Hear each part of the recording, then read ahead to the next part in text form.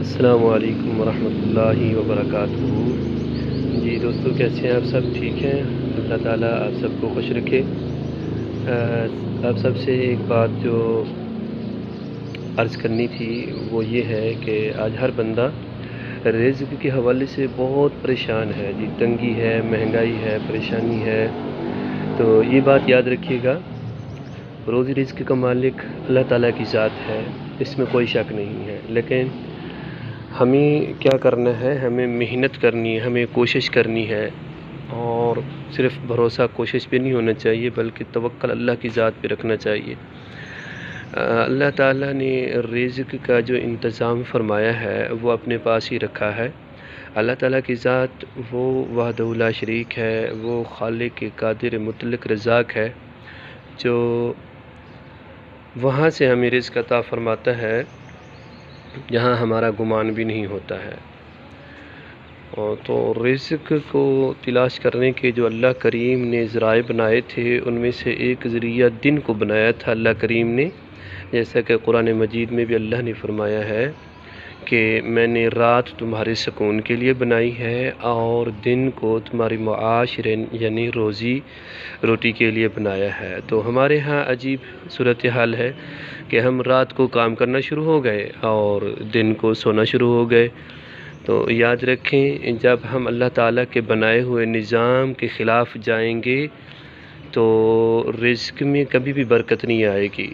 اللہ کریم اپنے بندوں پہ بہت ہی محبت فرماتا ہے، بہت ہی کرم فرماتا ہے۔ ایک تو یہ ہے کہ ہمیں صبح صبح اٹھ جانا چاہیے، صبح صبح اٹھ کر اپنے رب کی حمد و تسبیح بیان کر کے اس کے بعد پھر اپنے کام کاج میں مشغول ہو جائیں، پھر دیکھیں اللہ کریم کیسے ہماری روزی میں برکت عطا فرماتا ہے۔ کیونکہ یہ بات تو طے ہے کہ روزانہ کی بنیاد پر ہمارا رزق ہمیں دیا جاتا ہے، جو کہ فرشتے لے کر حاضر ہوتے ہیں۔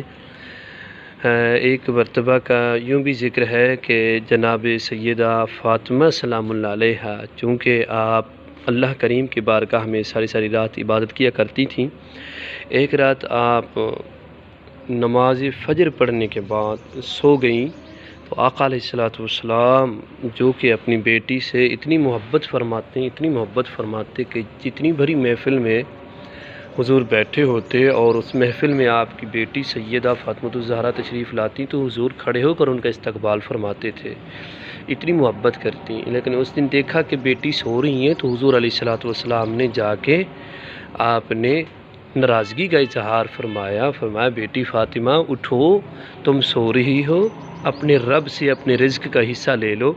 مطلب یہ وہ وقت ہوتا ہے جس ٹائم اللہ کریم رزق کی تقسیم فرماؤ، اور ہماری قوم اسی ٹائم سونے پہ ہوتی ہے، کیونکہ رات کو جب ہم اتنی دیر تک جاگیں گے کوئی کام میں مشغول ہے، ہر بندہ اپنے اپنے معاملات میں مشغول ہوتا ہے۔